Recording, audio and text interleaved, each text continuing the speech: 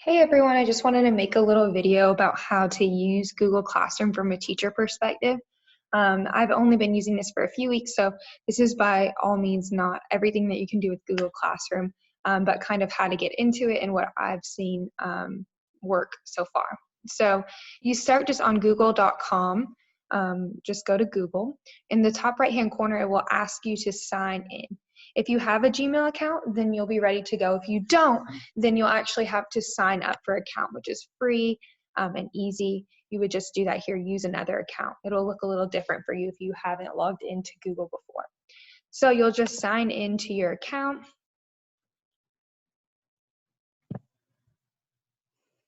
And then you're in. So now instead of sign in, you see like this little M in the corner, that's my account.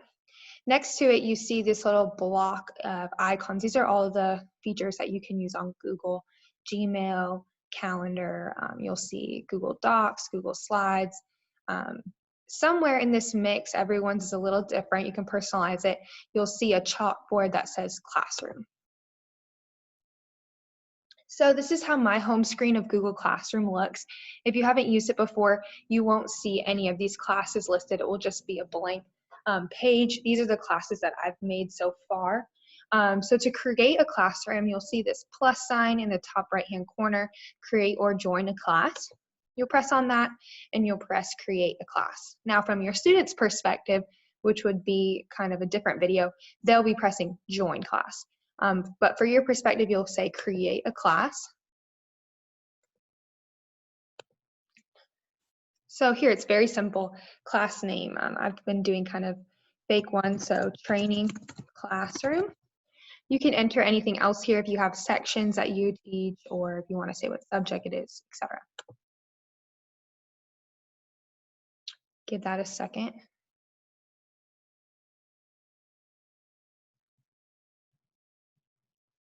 Here, so now I'm in. So if I were to go back to my main page that you saw, now you'll see another classroom here. That would be the one that you created. So once you're in the classroom, it'll look a little something like this. There's 4 main tabs at the top that I was going to go through. So the first one, the home page, is kind of like your stream. Here's things where you can write messages to your class, and your class can actually write there if you have that feature enabled. I'm going to actually go to one of my existing classrooms to kind of show you what this looks like. So here's my 7th grade science class. The stream just shows any updates. So it's telling the students that I posted new assignments. I can ask questions on here that people can comment on. We can clarify questions, kind of like a virtual classroom, which is pretty cool. So that's the first tab, stream. If you see here on the stream page, a really big important part is that you see the class code right here. This is the 7-digit code that your students would type in to join the class. So when I showed you earlier, create a class, this is the code that you'd be sharing to your students. Hey, join my classroom, the code is this. So that is how they would get into the classroom. There's another way you can send Gmail invites to all of them. It's a little tedious because you have to type in all of their emails to send them the invite instead of just one mass email say, hey, go to Google Classroom, type in this code, if they already know how to use Google Classroom. So the second tab is the classwork tab. This is where all their assignments are that I posted so far, and this is where you'll create assignments. You can see here it'll show them the due date. It's pretty simple there. And then the third tab is the people tab.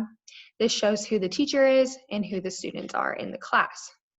Now, if you wanted to add more students, the email way, this is where you would invite students to the class. You type their email in, and it would send them a personal invitation to join the classroom instead of sharing the class code. You do have to know their Gmail account in order to do this. And then the fourth category, which I have not really utilized much, is the grade portion. The reason why I have not used this system is because I use RunWeb, a different grading service, but if you wanted to, you could directly grade the work on here, kind of have like a log, or if you have assignments set up to auto grade, you have an answer key, it'll show you their score here. So let me get into the details of how to make assignments. So again, to make assignments, you go to this classwork tab. On our practice thing here, you don't see much because I haven't done anything yet. So you'll press create. There's a few things that you can create here. You can create an assignment, which is the one I use the most. You can create a quiz assignment, which is basically the same as an assignment, but this has an answer key. You can pose a question that the kids can comment on, or you can just post materials, nothing expected for them to return work, but just post like maybe articles, videos, things that you want them to look at. So I'll go to the assignment one first. This is the main one that I use. So within the assignment, you'll title the assignment. So you could title it practice assignment. I like to use the numbering system. So when I email parents, I can say, hey, I posted assignments 1 through 3. They're due this day. So I've been numbering mine just in order. So far, last week I had 1 through 4, this week 5 through 7, but you can do that however you want. Here's where you'll post the instructions. So you can type in everything that you want the kids to know how to do. Over here, really the main thing that I have been changing here is the due date. You can select a due date. That way the kids know what week kind of they're on. Pick any date that you want to do. Unless you set it otherwise, kids can turn in late work, which is good because a lot of the students aren't really on track right now with the e-learning. So it won't completely box them out once the due date is passed, but it does put them on pace. So here's your 2 things. If you already have maybe a PDF of an article that you want to post, or you have a YouTube video that you want to add, you can press this add feature and it will basically add that for the kids to look at. So what I've done, maybe post a PowerPoint or a PDF for the students to read through before they do an assignment. So you can go here. If you have things in your Google Drive, you can add them. If not, you can just upload from your computer. You can share links to articles or websites, or even a YouTube video. You would just type in the URL here and it'll share it for them. So that will add anything that you want the kids to look at. And then if you want to create kind of an assignment to assess their learning, you'd press create. You can create a document, a Word document that they can edit. You can create a form that they can fill out. And then there's some other features here that I have not used as much. So the form is kind of the main one to assess their learning. It'll create the form, and then you'll actually go through and create it. So if you're going to give a quiz, or even if you want to kind of add a worksheet here where they can fill in the blanks, this is where you would do it. So you would call this whatever you'd want, and I'll title it that as well. And then you'll just go through and add questions. So what is my name? And then you can make the question whatever you want. You can make it short answer. The thing about short answer is it does have a character limit. So if they're going to write out sentences, don't put short answer because it will limit the amount of characters they can put. So I usually just put paragraph, that way it doesn't limit them, even if I don't expect a full paragraph from them. You can also make multiple choice questions where you add answers that they can pick.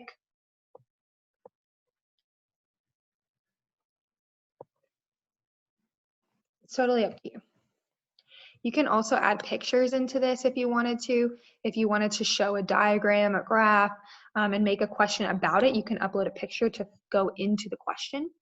And then I usually mark it as required, just so that way the students cannot submit the form until they've answered the question. That way they don't skip any questions. And then I can just keep adding questions until I like the worksheet. Once I like the worksheet, you just exit out. You'll see here it's automatically saving into your drive, so you don't even have to save as or anything like that, as long as you're online. I'll exit out, and then if I refresh this assignment, you'll now see that it has my form attached, practice worksheet, and it's ready to go. So once I like what I see, you'll come over here and you have a few options. You can either save it, so like I don't want to post it yet, I'm getting my work ready for next week or whatever. You can schedule a time that you want it to post, so kind of like a save draft, but this way you know it's going to post for you. And then if you're just ready to go, you would assign the post, and now the kids are going to see it in their stream. So now it's posted. So if you go to your stream, it says that I posted a new assignment, classwork, it's there for the kids to do. The cool part about this is you can actually see how many kids so far have turned it in and how many kids have been assigned it. Whoever is in your classroom will automatically be assigned the work. So let me show you this from a already done standpoint. So let me go to my 6th grade class. Here's some of the assignments that they've done last week and that I've now posted for this week. So I'll give you an example here, the universe assignment that I did.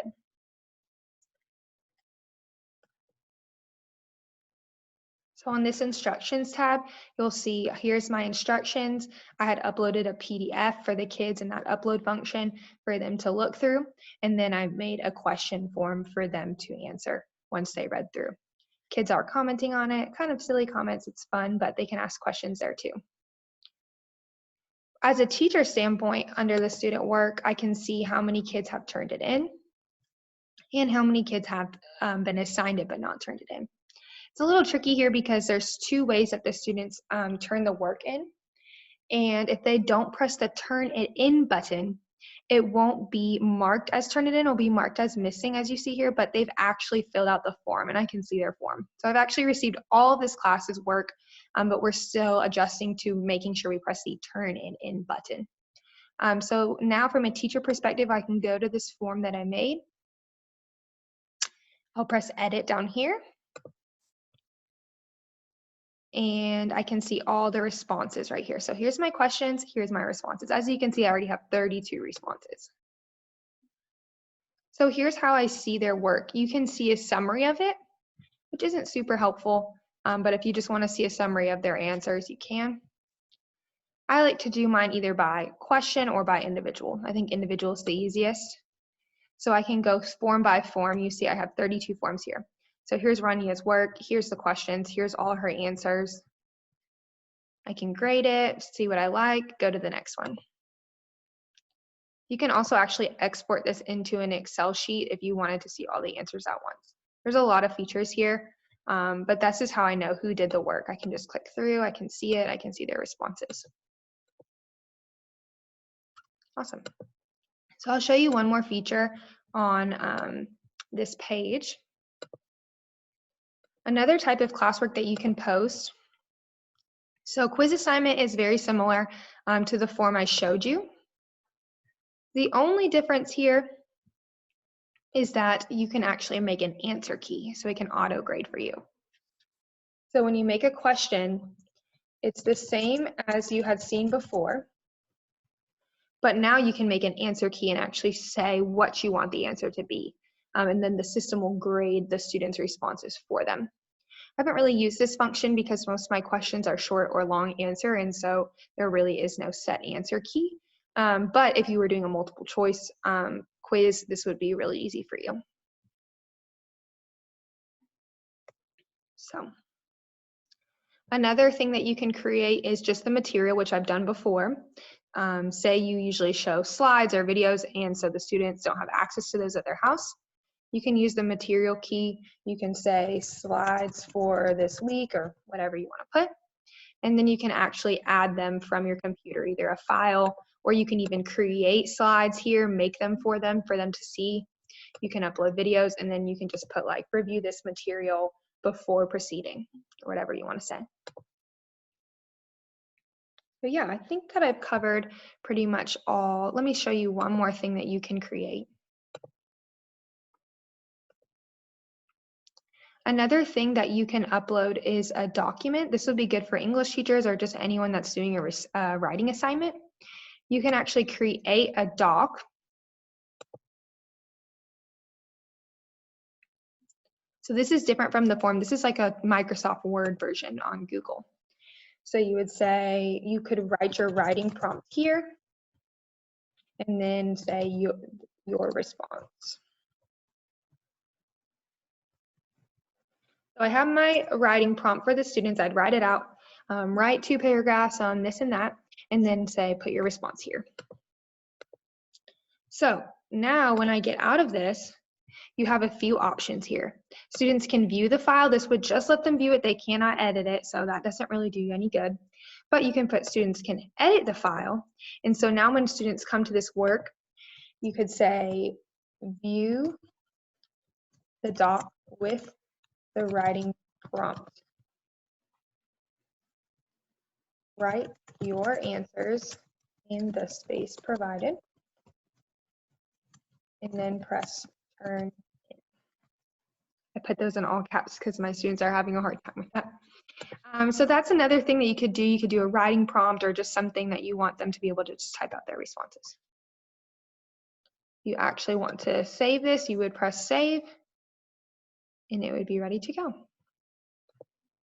So just some quick tips and tricks that I've kind of learned the hard way.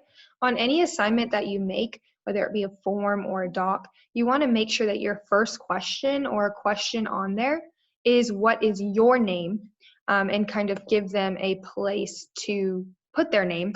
Otherwise, you might not know whose form it is. So if you saw me earlier going through my responses, the first question was name, and you could see the student's name, and they'll type their question in here.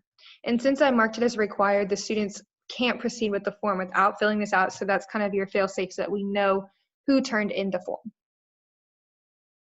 So this is just kind of an overview of how to use Google Classroom. This is not the student perspective, this is the teacher perspective. And I hope this helps y'all. I know this has been a really great tool for me. I know my students have really enjoyed it. If you see here, I have 18 comments on some things, 5 comments. We've had a lot of great discussions. On the classwork too, you can see 18 comments, 12, 13. The kids have been able to ask me questions, even ask each other questions. And I've seen really great response rates, a lot better than when I just did emailing work back and forth. I had a lot of kids jumping on here. And you can even email them, contact them. Here's all my students. I can say, email them directly. So I've been able to talk to them directly instead of kind of going through the parent. I know we need to communicate with parents as well, but sometimes you can get right to the answer by just communicating with the student. So that's my video. I hope that helped. Let me know if you have any questions.